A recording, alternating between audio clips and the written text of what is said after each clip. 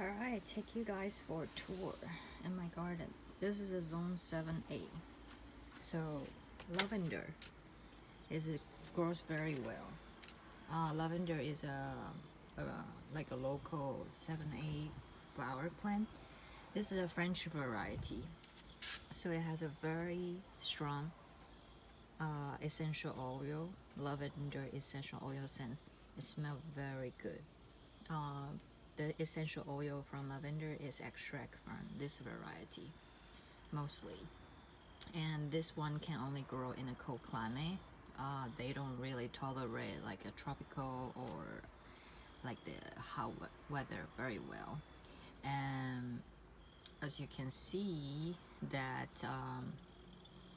this year actually is a very hot for lavender, so it's kind of bold.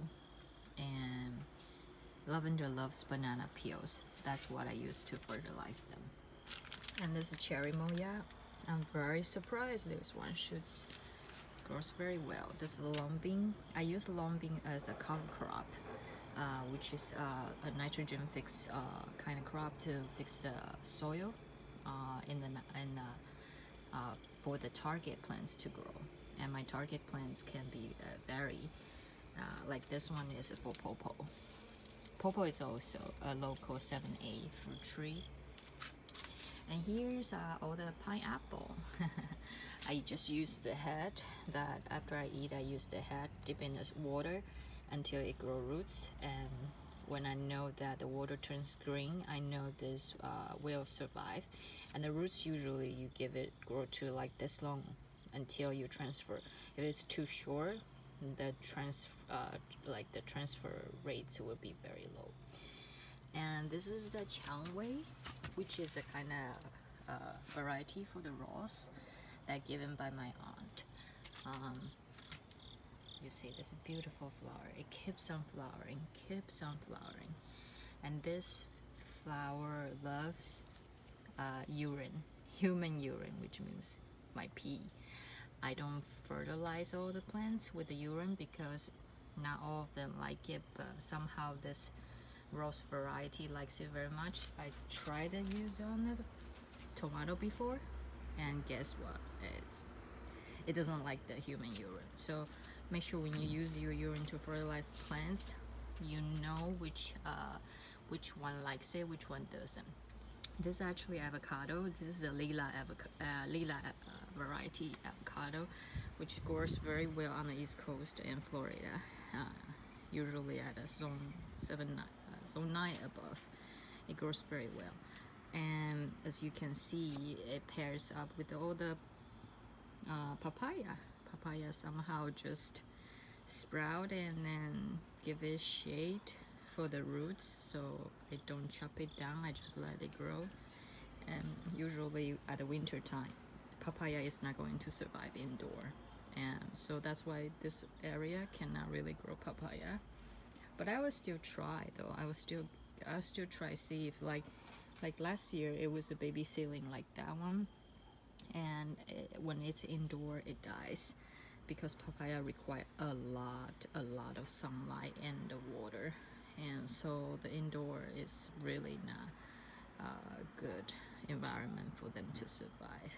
But I'll still try, see how it goes. If it's not going well, I just chop it down as fertilizer, for other plants. As you can see, like those are fertilizer, like those are basils and some kitchen scraps for this zucchini I grow. And this zucchini was actually fruiting already, but as you can see, the squirrel ate it already. Yeah, there's another one coming, but I don't expect I will have any harvest because the squirrel likes it. And this papaya actually paired up with the mango. This mango is a can variety. I know each seeds actually grows out different, but I still give it variety name because usually the kids of the seeds of the kids of the plant won't be too much different than the parents. Usually the same variety produce the same variety. And this also cherry moya, and I paired it up with the basil. It looks very happy. And there's a hidden aloe here. I find out this aloe really like this spot, hidden by next to basil and the cherry moya, so I just let it continue staying here. And this one is actually bamboo. This is a 长寿竹. 长寿竹, which means like it gives you longevity, or like it's a very classic like Asian Chinese culture will use it, grow it indoor. I actually start this one indoor, and from like a dollar kind of baby seedling like this, and this is the original one. Yeah, and as you can see, it's growing side roots already and side shoots. It's very happy now, and I already propagate the top of this part. Yeah, and you see they like to cut the top and put some wax on it to fix to protect the part that they cut, which is very brilliant. And this is a different variety of basil. I actually see a lot of different variety, but somehow I guess it's the pot I use doesn't have a very well drainage, so only this basil survive. And basil likes outdoor, it doesn't like indoor. And this one is grapefruit. They have two of them, they pair up. I find they're very happy together, so I didn't separate them. This one is my very first fruit tree. This is a lemon, and I actually saved it from the dump because it was almost got treated like garbage, threw it away in the dump during my move process, but I saved it back. See, it's beautiful now. It's growing so big. This is the age 4. This is the 4th year of this lemon. Supposedly it's gonna fruit, but because it's been through like the trauma during the moving last year, so I don't expect it, like last winter, so I don't expect it fruit. As long as it survives, I'm very happy for it. This is the lemon balm mint variety, and there are 2 different cherry tomato in this pot. This one is from Valley Stream. It produces fruit very well. And this one I think is from another seed company. I forget which one it is. It also produced fruit already. You can see over here. Yeah, and this is hot pepper. Hot pepper season is over already. I harvested a lot of hot pepper this year to share with friends and family. And it's they say it's too hot for them, but I like it. I can eat it raw with no problem. And that's how my grandma raised up as well. Just hot pepper over rice. This is scallion. I never really buy scallion anymore. This is the only pot without draining hole because scallion loves the water very much, and usually the pot with the draining hole will take the water away too fast for it, and it won't grow like thick, stem like this one. And this is okra with the banana pepper. So aside, I find out the strategy before that. If you check my previous video, you know that I mentioned okra really likes to pair up with the pepper, so I still use the same way. Like this is okra, it's fruiting, and also the hot pepper is almost ready. The banana pepper almost ready to harvest. And this okra is paired up with the bell green pepper. Bell green pepper hasn't come up yet, but the flower is coming already.